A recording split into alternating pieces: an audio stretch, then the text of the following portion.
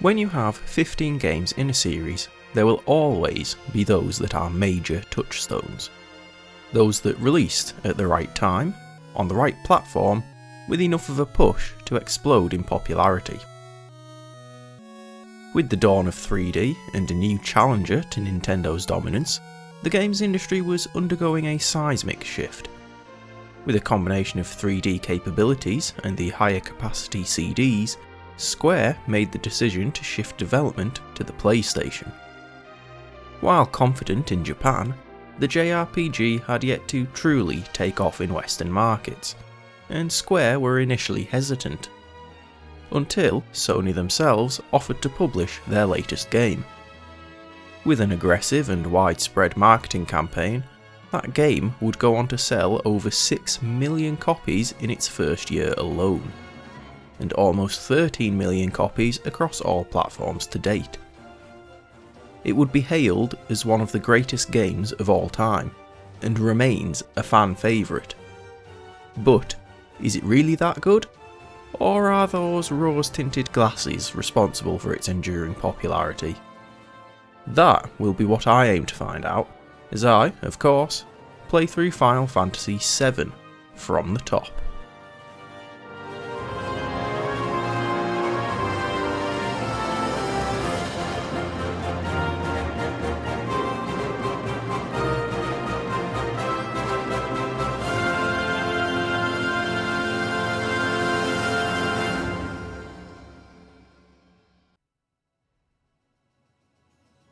As you might expect, Final Fantasy VII was first released in Japan in January of 1997.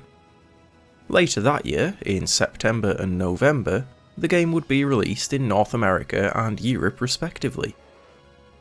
Beyond the translations, this isn't exactly the same game. Featuring some additional content such as cutscenes, bosses, and a small dungeon, this version would also see a Japanese release as Final Fantasy VII International. It would also feature on the PlayStation Classic console, alongside 19 other games.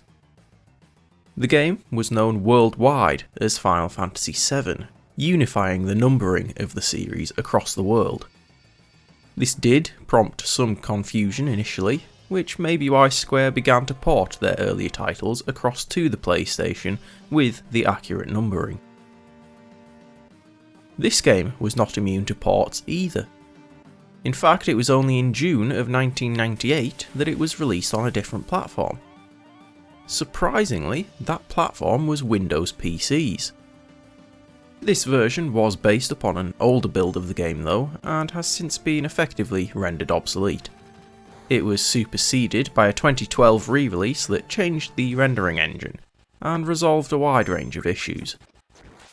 This version would be the one released to Steam in the next year. It also formed the basis for future ports with iOS, Android, PS4, Xbox One and the Nintendo Switch all receiving the game as a download title between 2015 and 2019. Because of the very narrow range of changes between all these versions, I did limit myself to just the original PS1 and the Steam version, as the PC CD-ROM version is reported to have some major compatibility issues with modern systems. The final thing to mention is the new kid on the block, Final Fantasy VII Remake. I will not be covering this, because it is almost an entirely different game. That isn't a dismissal, it simply differs so much in mechanics and potentially even story that there are probably hour-long videos that don't even scratch the surface on the amount of differences. Plus, it isn't even the whole game yet. The currently released remake, featuring about 25 hours of content, covers only about 6 hours of the original game. Maybe once it is complete we can compare properly.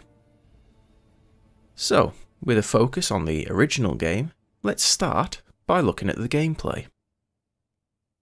We'll begin with the basics. The core gameplay loop is mostly unchanged. Proceed through the world, advancing the story while engaging in turn-based battles. The ATB system is still in use here, working most similarly to that of Final Fantasy V, as there appears to be no charging time for spells that I could see. There are some changes. The most obvious, the player's party is now down to 3 characters, one of whom is always the party leader, which for most of the game is Cloud. Discrete jobs and classes are also gone. There aren't even unique command abilities for each character like those available in Final Fantasy VI. That's not to say there is no differentiation between characters. Each character has their own stat profile and each has their own unique limit breaks. These are a newish feature related to the desperation attacks of Final Fantasy VI, a feature that came up so rarely that I cut it for time from the previous video. Desperation attacks had a random chance to trigger when the character's HP was critical and they used a normal attack. They usually had high attack power and ignored defense. The limit breaks build upon this concept. Now, when a character takes damage, their limit gauge will fill. Once full, the character will receive a massive boost to ATB rate for their next move, and their attack command is replaced with limit. Most characters have 7 limit breaks available, spread over 4 limit levels, which you are able to choose from. Most of these limits are earned through finishing off enemies, or using the previous limit break a certain number of times. Each character also has a final limit that is acquired from an item, usually earned by completing a character-specific side quest, or found in a hidden area of the world.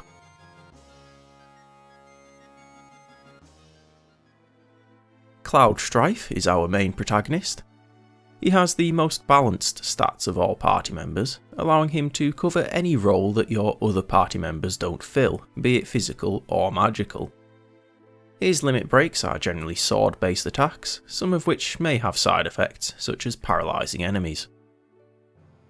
Barrett Wallace is angled more towards physical damage, with many guns for his arm allowing him to deal long-range damage from the back row. His limit breaks are mostly straightforward attacks, though one can target the enemy's MP and another has a chance to cause instant death.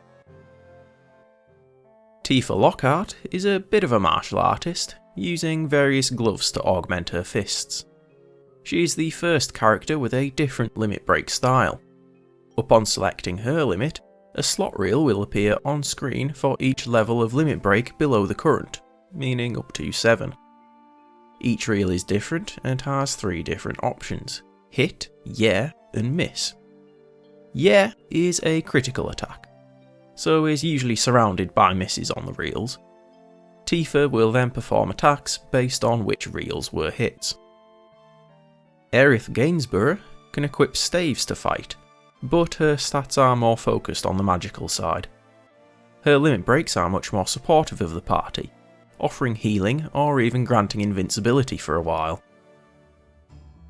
Red 13 is another balanced character, a little weaker than Cloud, but with greater speed and evasion. His weapons are technically headdresses. His limit breaks are mostly attack based, with a couple of support options available. Yuffie Kisaragi, the first hidden character, slightly leans towards magic, but is still capable of physical attacks. Her giant shurikens are basically boomerangs, allowing her to attack from range. The majority of her limit breaks are damaging attacks, though an early one also provides healing.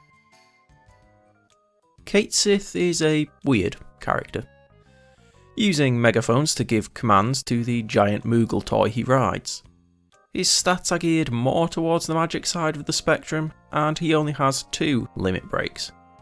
Dice will roll a number of dice related to his character level, and use them to calculate damage and number of attacks. Slots are slots. Depending on the 3 symbols, you will get different effects. Beware, this limit break is coded to work against you in certain situations. Sid Highwind, you may recognise the name, uses spears in battle.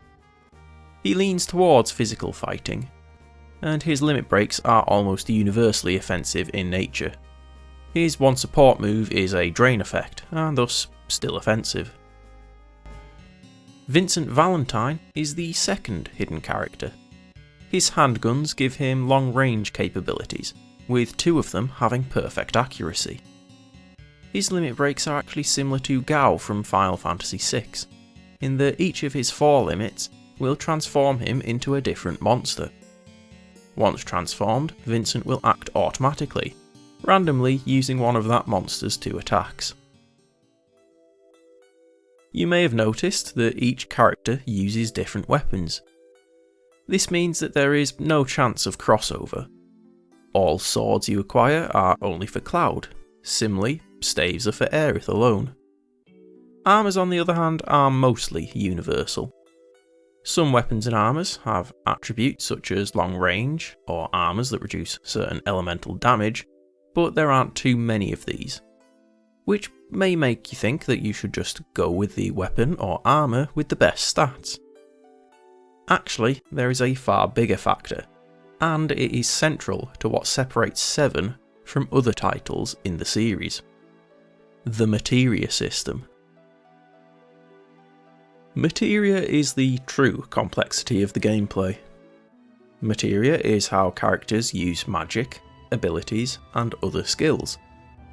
There are no constraints on who can equip what materia, though there is constraints on how many they can use at any one time. That constraint depends upon the weapon and armour equipped. Each weapon and armour piece has a number of materia slots. Generally, the further into the game, the more materia slots the weapons and armour you find will have. Obviously, this means more abilities and magic, but materia can also have additional effects on stats, which may need to be balanced. Usually these stat changes are roughly in line with the colour of the materia. Green materia are magic spells. There is no distinction between black magic or white magic in Final Fantasy VII, they all fall under the umbrella of green materia. Each materia may have multiple spells associated with it, but only one will be available initially. We'll talk about the others later, but most of the classics are represented in some form, if not initially. Most green materia imposes the same stat changes, just with varying degrees of intensity. They typically increase the magic stat and the character's MP at the cost of reducing strength. Blue materia are special. They offer no stat changes, and if placed in a standard materia slot, will do literally nothing. This is because blue materia's purpose is to be paired with other materia. It uses these connected slots to provide additional effects to the materia that is in the linked slot. These include targeting multiple combatants or granting elemental affinities to the weapon or armour the 2 materia are attached to. Yellow materia are command materia, and as you might expect by that name, they grant additional commands. Some of these are special moves such as Morph or Steal, but it also offers this game's version of blue magic, the enemy skill command. A few command materia offer small stat boosts, but most are neutral. Purple materia are independent materia. These offer passive abilities, such as the recurring cover, counterattack and long range abilities. The stat boosts they offer have a wide variety, and there are many pieces of purple materia that are simply stat boosts. Our final materia is the red, or summon materia. These materia increase magic power and MP, but reduce a character's HP. Summons are less important than the Espers were in 6. They are back to being simple, flashy attacks, with unskippable animations unfortunately. They are very powerful, but have one major limitation in battle. In any one battle, they can only be summoned as many times as the level of the materia itself. Yep, harking back to Final Fantasy II, materia has its own levelling system. battles provide you, once again, with two different groups of points, EXP and AP. We'll talk about EXP and character levels shortly. AP is the important one for materia. When earned, AP is applied to all materia equipped by all party members with one modifier. Look back at the weapons and armour and you'll notice this line. This is the growth rate of attached materia. It's fairly straightforward. Normal provides AP as earned. Double gives double AP and triple, of which there are only a couple, give 3 times AP. There are also some weapons that provide no materia growth, though they tend to have better stats. Balancing materia growth rates with damage output is something to keep in consideration when outfitting your party, because you do want your materia to grow. Earning the required amount of AP will increase the level of the materia. The effect of these levels will depend upon the materia itself, as will the number of levels, generally ranging from 2 to 5. For example, many green materia will, upon increasing in level, grant additional or higher level spells. As we already mentioned, summon materia, along with the blue all materia, will grant additional uses per battle.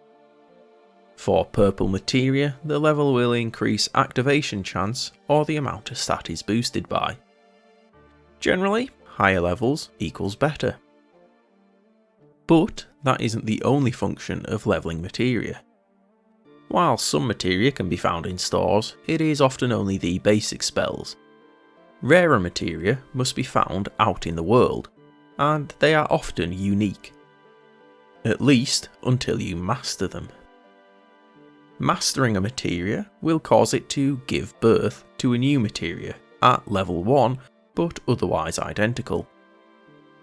This truly opens up the system, allowing you to build the whole party in absolutely any way you want.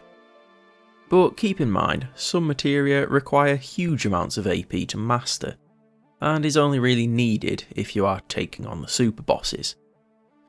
And if you are taking on the super bosses, you may also need high character levels.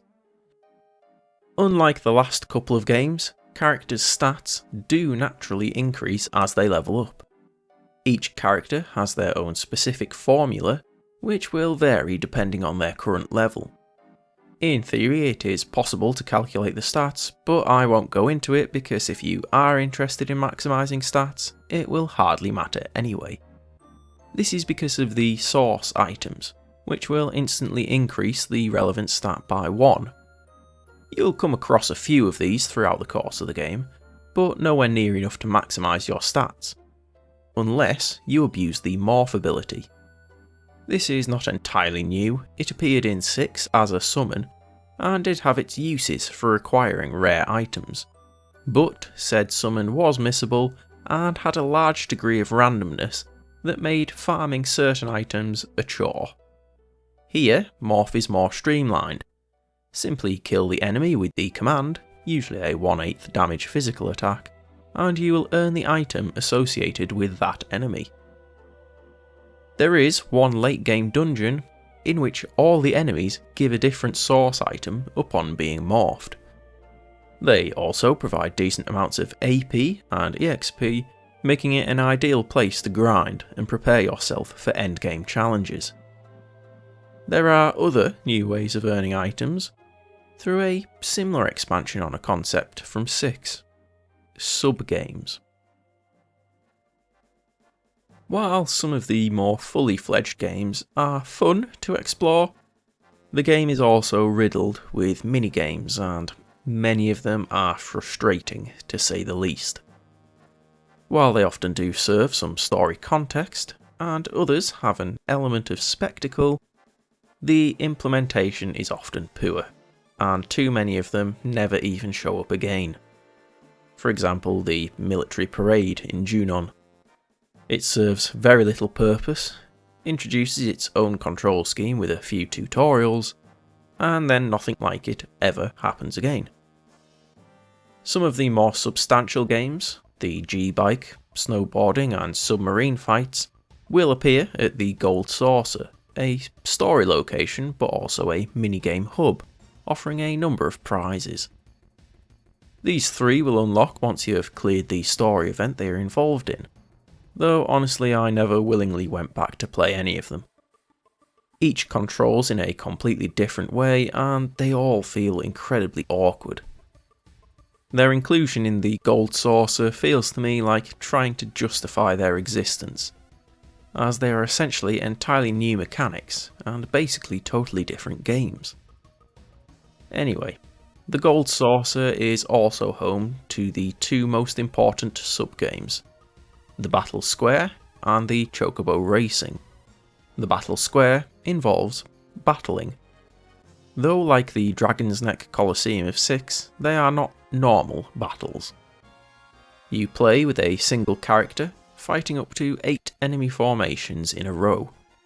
Sounds simple, until you beat the first group and are met with a slot reel that provides you with a detrimental effect that lasts for the rest of the run. You will then get an additional effect after each battle. Some of these reduce your level or induce status, others can completely disable entire classes of materia. In recompense, the more battles you win, the greater the points you earn. But if you lose, you get nothing. You do get the opportunity to bail after each fight, before the next debuff is chosen, which may be wise if you have low HP and half your materia is out of action. The key to success at the Battle Square is arranging your equipment and materia to give you the best chance. For example, equipping a ribbon will prevent many status ailments, and focusing on physical attacks will keep you somewhat functional should your materia be disabled.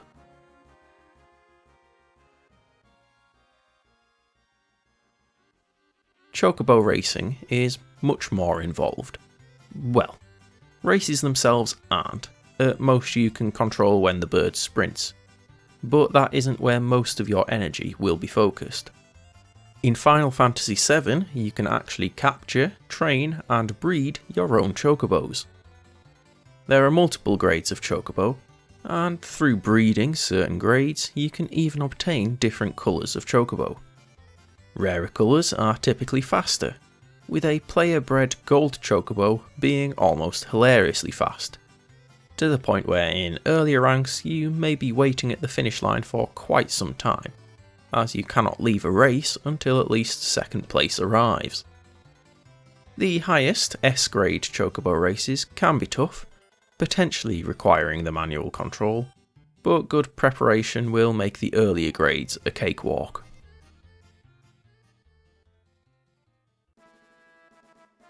With everything so far in mind, the core gameplay is definitely a high point. It builds upon the staples of the series, while also maintaining the trend of new mechanics with the materia system, which is definitely one of the game's biggest strengths. It allows for plenty of character builds and combinations of abilities. The only thing I would change is a bit more variation in stat changes offered by materia. The majority of green materia change the same stats, as do summons.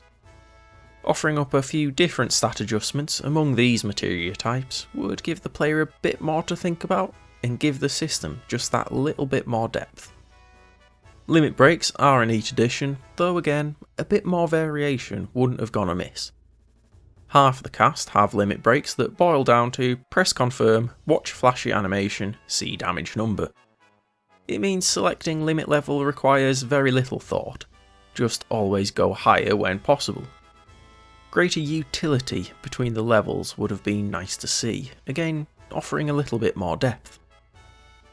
The major problem with the gameplay is on the periphery, the minigames. Ironically, there's plenty of variety here, but most of it is poorly executed. To me, it feels like the dev team were unwilling to kill off some of their darlings. Dropping something like snowboarding, which barely makes sense when it does appear in the plot, could have allowed more time to polish some of the other minigames. From a modern lens, the minigames do not hold up at all. But, to be fair, the biggest issue with most of those games is the controls. And we are talking about a game from 1997, just 2 years after the launch of the PS1, when 3D was almost a totally new technology. The dual analog controller hadn't even been released when Final Fantasy VII first launched. It's very obvious that the game uses only 8 directions, which can also cause issues when exploring the world.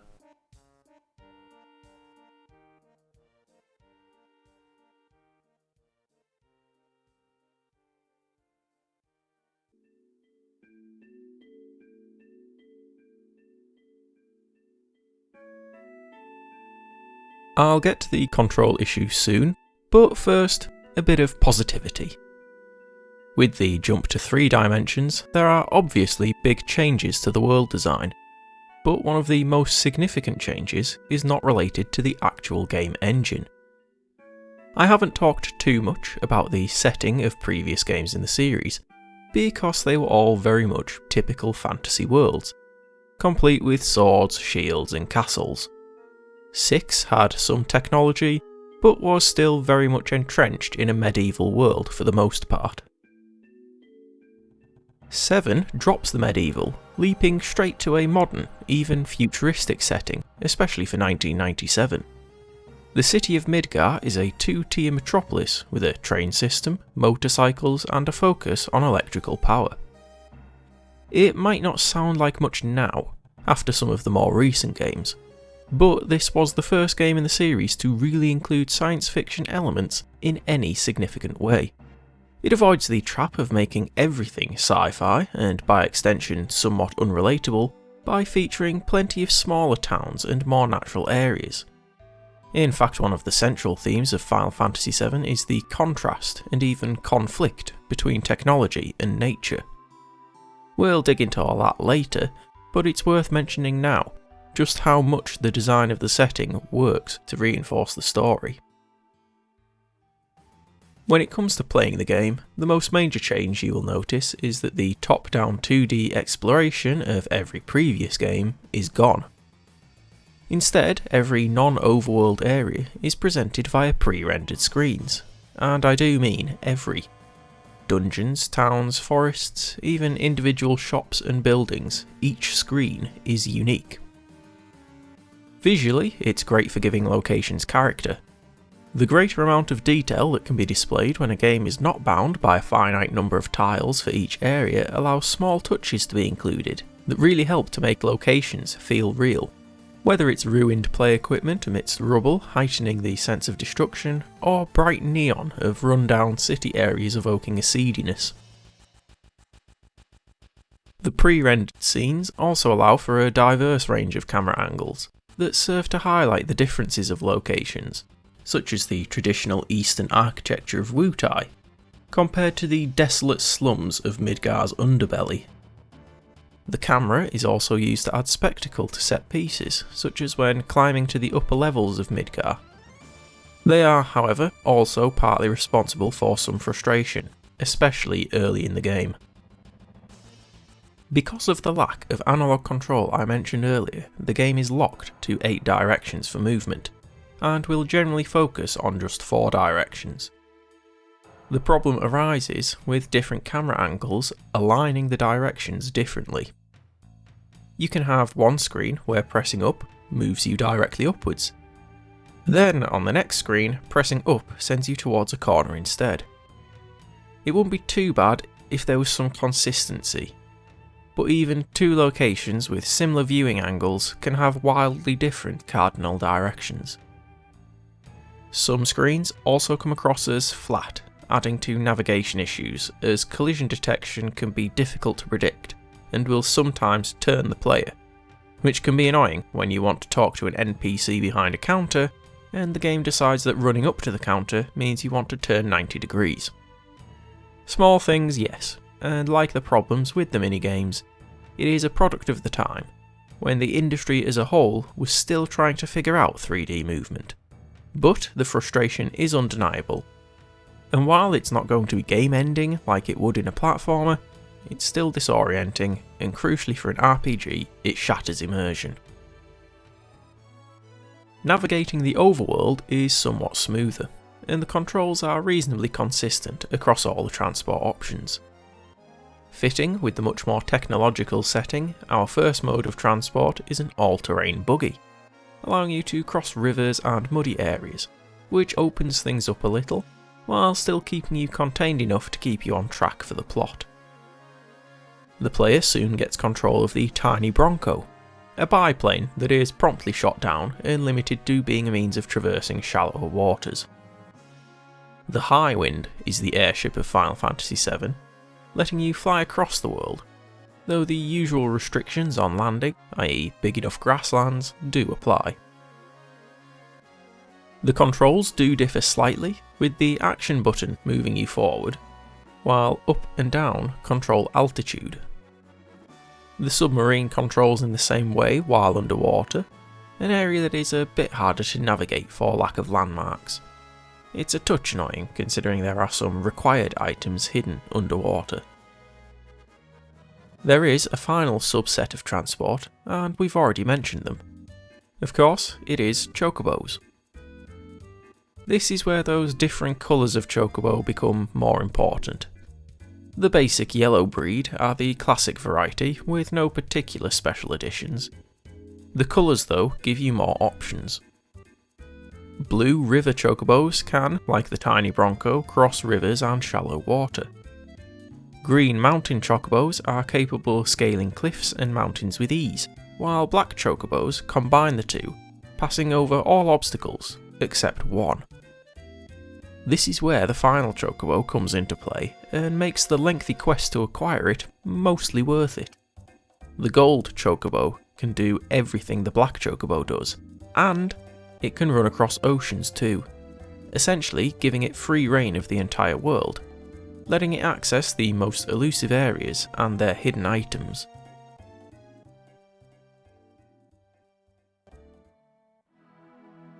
The layout of the overworld is a high point, with plenty of varying geographical features that make sense, even if the game does have to be a little abstract about it at times. The towns and cities are all distinct, those pre-rendered scenes really proving their value in giving each town its own unique style. The overworld has some additional features compared to the 2D games, primarily some visible roaming enemies. Granted, it isn't used extensively, but in a way that makes it even more special. Especially as two of the enemies encountered this way are the super bosses. Some players might be disappointed by the lack of associated dungeons, but given how tough they are, it is probably best that the player doesn't have to trail through whole dungeons first, especially when the game still uses dedicated save points in pre-rendered screens. As a small point of order, I wish it didn't bring up this text every time you walked over one. I got it the first time, you don't need to tell me the basics even at the bottom of the final dungeon. Anyway, having these super bosses at the bottom of dungeons would also conflict with their role in the story, which we'll talk about next once I wrap up my thoughts on the world design.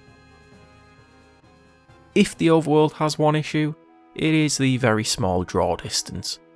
This is clearly a technological issue, but it can make navigation a little awkward, practically requiring the use of the minimap. Like the issues with the pre-rendered screens, this is because the game was developed in the early years of 3D, and it would be a little unfair to blame the developers too much. However, this series is about seeing if the games hold up from a modern perspective. And frankly, when it comes to moving around the world, Final Fantasy VII has not aged very well. This makes it just as well that the design of the setting is so solid. It's easy to see why people love it, from the grim slums of Midgar all the way to the Northern Cave. Despite its few sins, the world of Final Fantasy VII is still worth exploring today.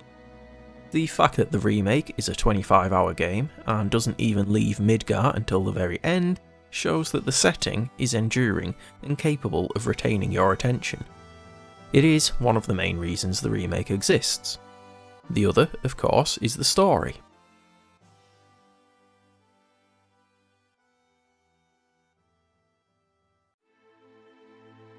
The story of Final Fantasy VII is one of the best known in the series. It gripped people enough that it spawned multiple spin-offs, a sequel movie, and the remake. So clearly, it wasn't bad by any stretch. I do have plenty of positive things to say, but first I'll touch on a couple of drawbacks. Predominantly, this is the start of the trend of Final Fantasy having deeper, more involved plots that could be described as convoluted. In my opinion, VII is this side of the line, but whether that is because I have played worse, I don't know. I would be lying if I said there wasn't a few moments where I had to rack my brain and remember some details from much earlier in the game. If I was to try and pinpoint a reason for this, I'd probably lay most of the blame on the flashbacks. Not because they are presented poorly or because they are irrelevant, they are key to Cloud's character arc, and make sense with the full context, but if you haven't played in a while, and pick up midway through the game, you might feel a little lost when suddenly even the characters are confused over what has really happened. It isn't helped by the amount of terminology being thrown around that you must remember. Shinra, Mako, Materia, Soldier, Sephiroth, Jenova, Cetra, the Lifestream, the list goes on. And again, in context it does all make sense.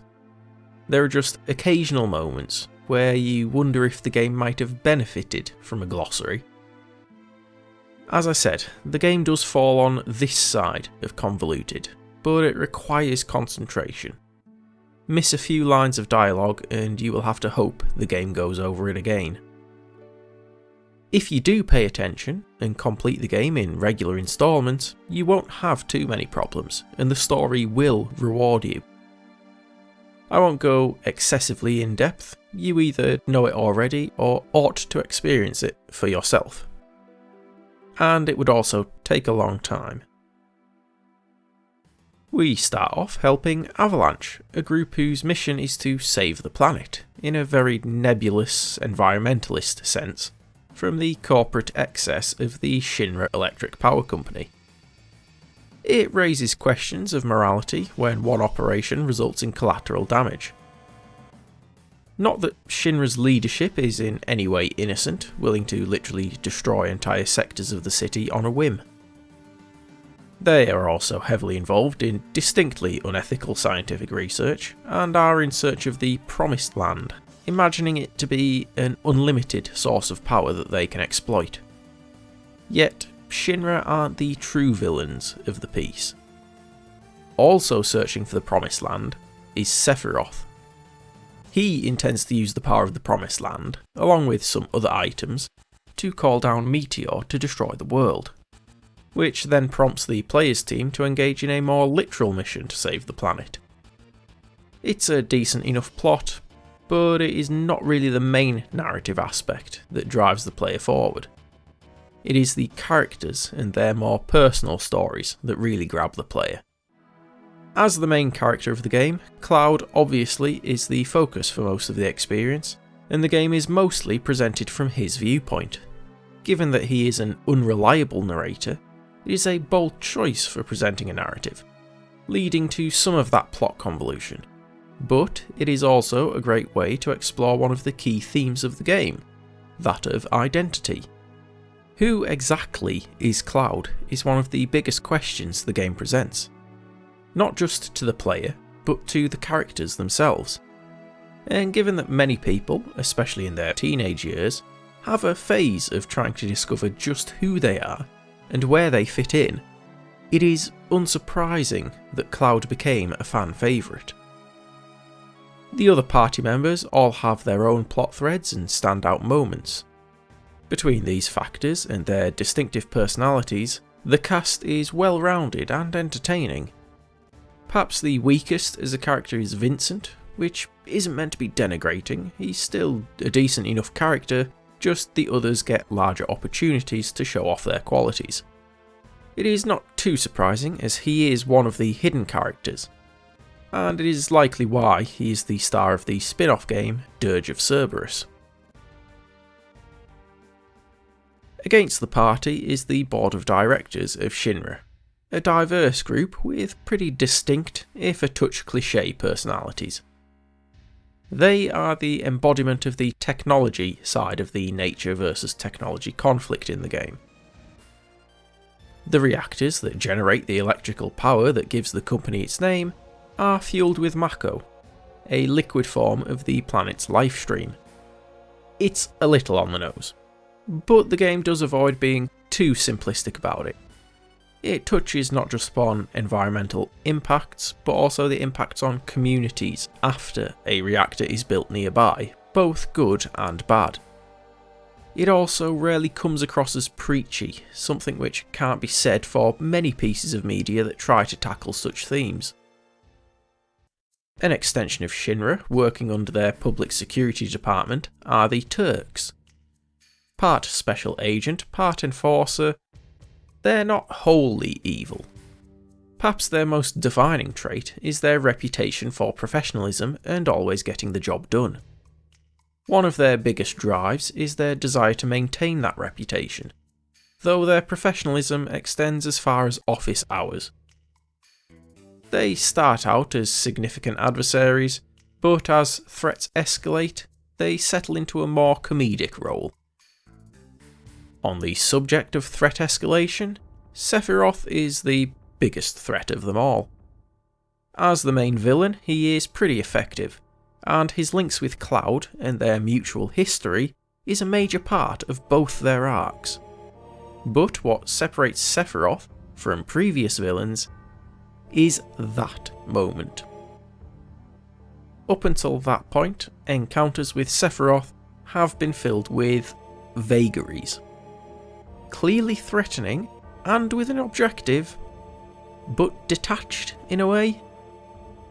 Explanations are forthcoming eventually, but as far as engaging the player is concerned, it is only after Sephiroth murders Aerith permanently that it becomes personal, and the player is truly invested.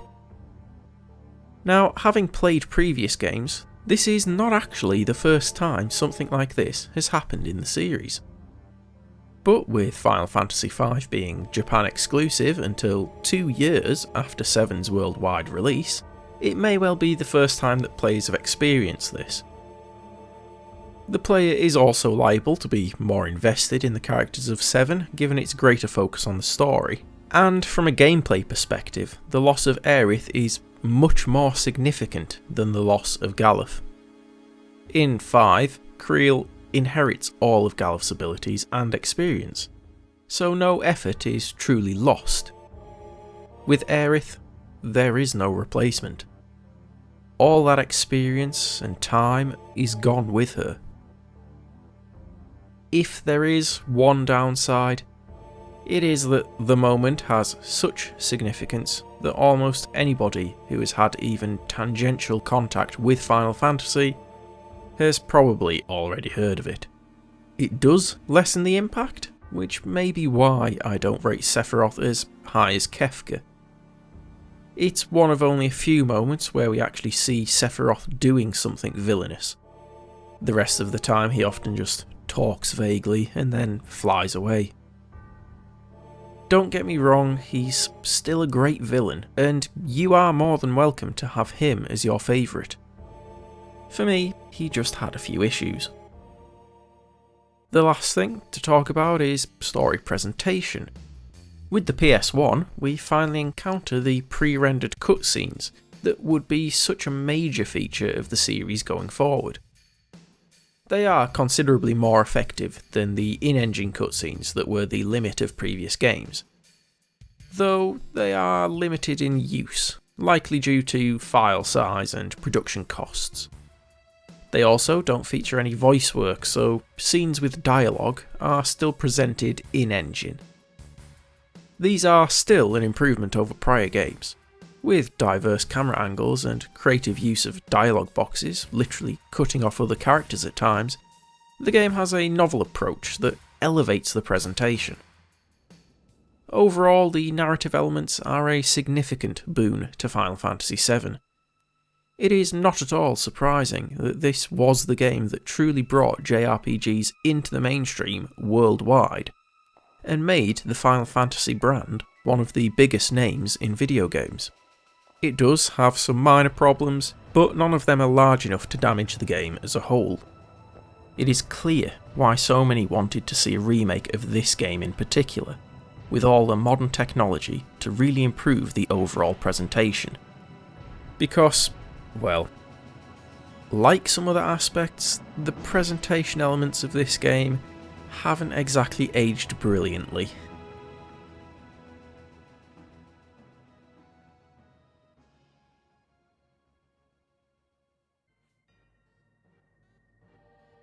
Obviously, a game from the early years of the PlayStation 1 isn't going to be 4K ready. The understandable technical limitations of the console do have ramifications. The game runs at a 320 by 224 resolution, with a fairly tight polygon limit. For this reason, the game has multiple frame rates. All menus as flat 2D objects are presented at 60 frames per second, while field scenes are shown at 30 but use low poly character models. Battles are more curious. The characters and enemies use a much higher polygon count, providing a great deal more detail. However, as a result, the in-battle frame rate is reduced to just 15 frames per second. The curious factor is that the battle interface is still presented at a solid 60 FPS. So while it doesn't look wonderfully smooth, it still controls smoothly. On the subject of interfaces, there isn't really any major deviation from the established pattern of previous games, other than the addition of the limit break meter and some bars showing the remaining duration of defensive barriers in the battle interface. There are a couple of minor issues. The first, mainly thanks to the adaptability of a character's abilities, is that remaining HP can be obscured by the action selection menu if you have too many commands, potentially making it harder to know when to heal at a glance. The second can be a touch more annoying. Taking place in a three-dimensional area, the battles are able to use varying camera angles to show the action. For the most part, this is great, keeping things fresh and interesting. However, much like exploring pre-rendered scenes, the controls are not always properly aligned with the camera angle. There is nothing worse than targeting the wrong character with a crucial healing spell. In time, you do become conditioned to double check your target, and considering that's the biggest issue, I'm happy to call the interface is solid. One major benefit of the PlayStation is the audio hardware, which offered two routes for games to take advantage of. Developers could format the audio to play straight from the CD through the CD-ROM drive, or they could use the console's sound chip. Offering 24 channels, high sample rates, and digital effects, this chip can produce music of a quality on par with the CD-ROM drive. A factor that Final Fantasy VII certainly capitalises upon. Like previous games, most characters have their own themes and motifs. But where the game's soundtrack really shines is in the creation of atmosphere, whether that's setting the tone for certain locations, or emphasising an intense battle.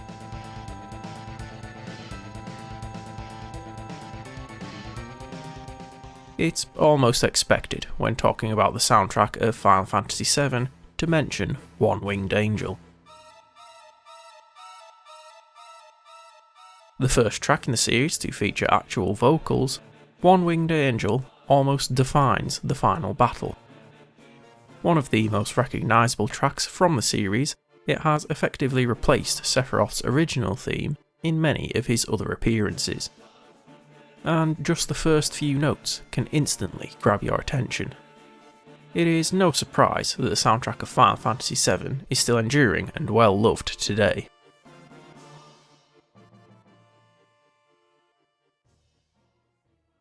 Moving on to the PC version, we'll start with the initial form. Things are mixed. A higher resolution made some things a little clearer, though full HD wouldn't be possible without the fan-built rendering engine. The battle system is nowhere as smooth though. The 15 frames per second lock remains in battles, but now applies to the interfaces too, leaving them feeling sluggish and laggy, and making anything involving reaction time much harder. The sound also takes quite a big hit, with tracks reduced to MIDI files instead.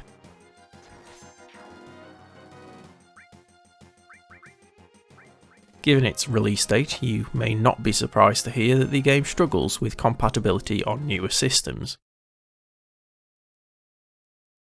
It's just as well that the PC version got a refresh in 2012.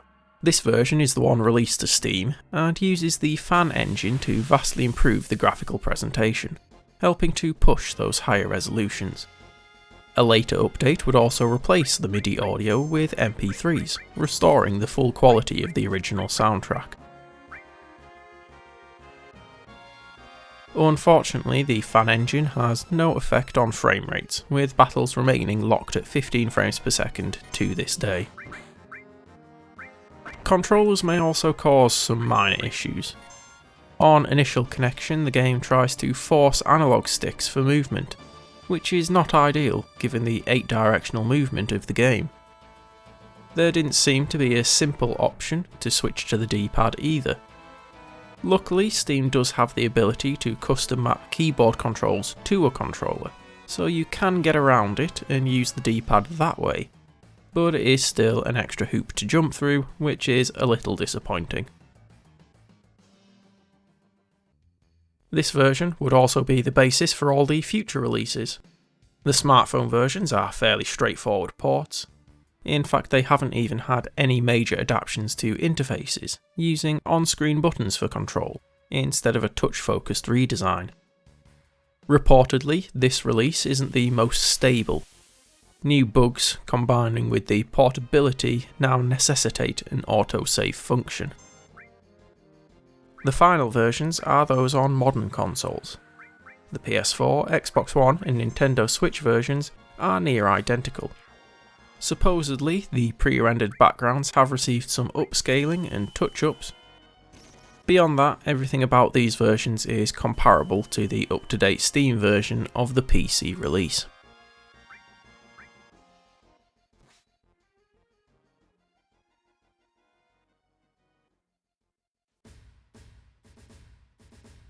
So, I'll admit, I may have been a little hard on Final Fantasy VII.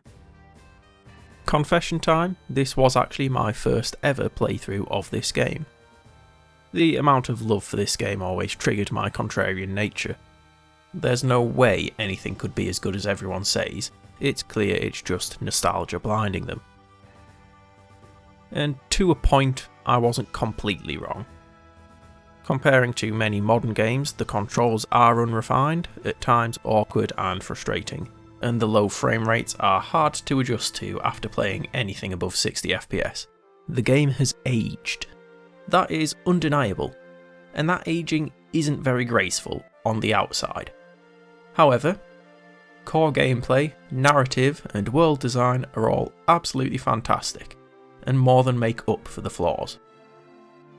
The materia system offers more variety and customizability than any other game so far. It's easy enough to get to grips with that everyone should be able to at least muddle through, but is also deep enough that if you want to fine-tune character builds, you have plenty of options. The narrative and design of the world is top-notch. If you aren't paying attention, you might struggle at a couple of points, but it's a JRPG. You don't play a JRPG to go and make a cup of tea during cutscenes. Focusing on the game will provide you with a very rewarding experience. I'm certainly no longer surprised at the amount of people who cosplay as characters from this game. Does it take top spot of the series?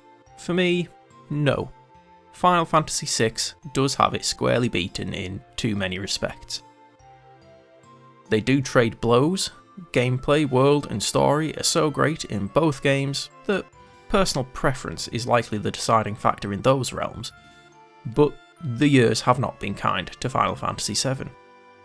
Where 6 was the culmination of 2D, 7 is the start of 3D, and it shows. Don't get me wrong, Final Fantasy VII is still a fantastic journey, but you do have to contend with lots of small frustrations. So, should you play it? Yeah, of course you should. It's a solid game in its own right, but it is also potentially the most significant game in the series since the first.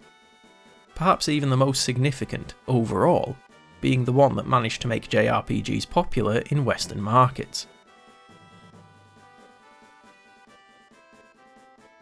As always, there is the question of which version, but it's a reasonably simpler conversation than previous games.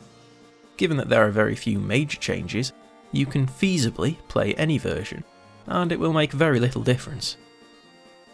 If you were to play the original release, the PlayStation Classic might be the best way to experience it given the HDMI output, or you can try it in a PS3. Alternatively, the Steam version is solid if you are happy to change around the control scheme. I wouldn't bother with a PC disc copy though, even if you can get it working, the re-release is just far superior. The visual improvements don't fundamentally change the game, but they keep the game looking reasonable at higher resolutions. The remaining versions are mostly interchangeable. You can go with whichever console you have. I would avoid the Android and iOS versions, they're less stable and on-screen button controls are not for everyone. If portability is a major concern, you might benefit from the Nintendo Switch version. Alas, the time has come to bring this episode to a close. Final Fantasy VII made the jump to 3D in fine form. But would the follow-up take the series to new heights? What changes would it make to the formula? And would it continue to build the audience for the series? We'll find out in the next episode of this season. I'm changing up the plan a little bit. The Final Fantasy games are only getting longer as I get further through them. Not a problem by any means, but it does make it a bit tight for time, effectively forcing me to use most of my free time to play through the games. Add to that the fact that I've basically been playing Final Fantasy Borderline exclusively for over 6 months, and frankly I'm starting to get a little fatigued. My biggest concern is that said fatigue will colour my opinion of the games. If I treat playing the game like it's a chore, it's going to end up feeling like a chore. However, I don't want to slow down on video releases. I've got a decent workflow going and don't want to have to get back into gear every 2 months. So instead, I'll be alternating game series. Final Fantasy was always intended to be Season 1, and it will remain so. But I will also kick off Season 2 and run it concurrently. As for which series? Well, it's another franchise that has been around for decades, and really solidified many aspects of its genre. A series that has had fantastic highs, and a truly abysmal low. Best get your thinking caps on, as on 7th of March we delve into the realm of real-time strategy games, when I play through Command & Conquer from the top. And then join me on the 4th of April as I play through Final Fantasy VIII, also from the top. You probably get the idea of the series by now.